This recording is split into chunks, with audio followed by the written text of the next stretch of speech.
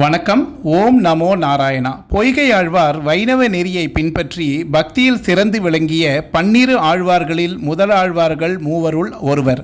காஞ்சிபுரத்தில் ஐப்பசி மாதம் திருவோணம் நட்சத்திரத்தில் திருவெண்கா என்கிற ஊரிலுள்ள சொன்னவண்ணம் செய்த பெருமாள் கோயிலை சேர்ந்த பொய்கையில் பிறந்தவர். இவரால் அந்தாதியாக பாடப்பட்ட 100 பாடல்களும் முதல் திருவந்தாதி எனப்படுகின்றது. முதலில் விஷ்ணுவின் 10 அவதாரங்களையும் பாடியவர்.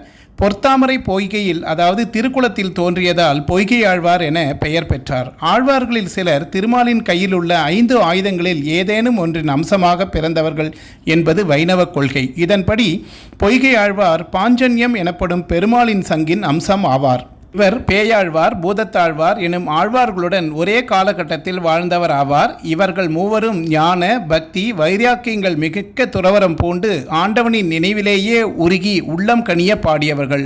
உண்டி உடையே என உகந்தோடும் மக்களோடு கலவாமல், ஒரு நாள் இருந்த இடத்தில் ஒரு நாள் இராமல், ஒருவரை ஒருவர் அறியாமல் தன்னந்தனியே சஞ்சரித்துக் கொண்டிருந்தனர். பெருமாள் இவர்கள் மூவருக்கும் ஒரு இல்லத்தின் இடைக்கழியில் திண்ணையில் ஒரே சமயத்தில் காட்சியளித்தார் என்பது பிரபலமான வைணவ வரலாறு. அவ்வானந்தம் மிகுந்து செய்யுள் வடிவமாக வெளிவரலாயிற்று.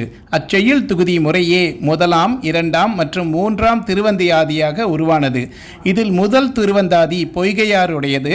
இதில் முதல் பாசுரத்திலேயே வையம் தகலியா என்று தொடங்கி இடராழி நீங்குகவே என்று பாடி கழிக்கிறார். வைணவ பெரியவர் ஸ்ரீ காஞ்சி பிரதிவாரி பயங்கரம் அன்னங்காச்சாரியார் எழுதிய விளக்கமானது இயற்கையோடு கூடிய இறைவன் குறித்த நற்சிந்தனையை தூண்டுவதாக இருக்கிறது. பூமியானது திடவஸ்துவாய் இருப்பதால் அதை தகலியாகவும், கடலானது திரவ வஸ்துவாய் இருப்பதால் அதை நெய்யாகவும், சூரியன் பிரகாச ஸ்வரூபனாய் இருப்பதால் அதை விளக்காகவும் ரூபித்து அருளி செய்கிறார்.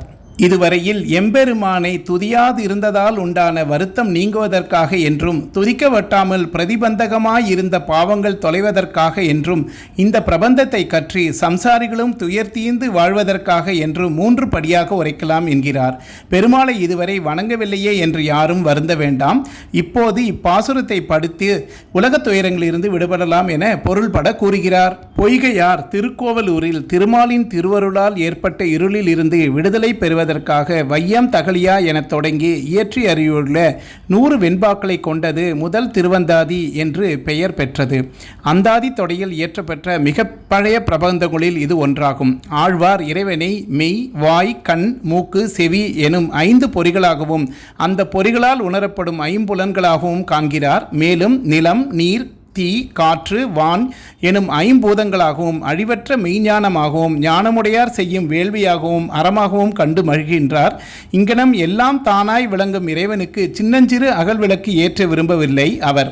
இறைவன் தகுதிக்கு ஏற்ப பெரிய விளக்கேற்ற உள்ளம் கொண்டார். எனவே இம்மண்ணுலகத்தையே தகலியாக கொண்டார். அதனை வளைத்து கிடக்கும் பெரிய கடல் நீரையே நெய்யாக வார்த்தார். அக்கடற்பரப்பின் ஒரு விளிம்பிலே தோன்றுவது போல் காட்சியளிக்கும் உதய ஞாயிற்றியே சூரியன் அதிலேற்றும் சுடராக்கி வான விளக்கேற்றி வழிபட்டார்.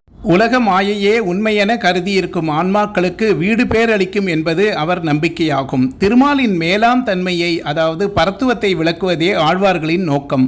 1000 தெய்வங்களை மக்கள் வணங்கினாலும் அத்தெய்வங்களுக்குள் முதன்மையானவோர் சிவன், திருமால், பிரம்மன் ஆகிய மூவரே என்றும் அவருள்ளும் முதன்மையானவர் கடல் நிறம் கொண்ட திருமாலே என்று உறுதிபட பேசுகிறார் இந்த ஆழ்வார். திருமாலை வணங்குவார் அடையும் பேறுகள் என்னென்ன என்பதனை பொய்கை ஆழ்வார் நன்கு எடுத்து உரைத்துள்ளார். திருமாலின் அடியவர் எத்தகைய தீவினைகளை செய்தவராயினும் அவரை தண்டிக்க யமன் அஞ்சி விலகி போவார் என்கிறார். திருமாலின் அடியவர்களை அடைந்த தீவினைகள், துன்பங்கள், பாவங்கள் ஆகிய அனைத்தும் ஒழிந்து போகும் என்று உறுதியளிக்கின்றார். தளிர் நடை பயிலும் பருவத்திலேயே அருந்தமிழ் கலையையும் வேத புராணங்களையும் கற்றுணர்ந்தார். ஹரியும் சிவனும் ஒன்றுதான் என்று நமக்கு உணர்த்தினார். அவரது தேனினும் இனிய கீதங்களை கேட்டு மகிழ்வோம். நன்றி, வணக்கம். மீண்டும் சந்திப்போம்.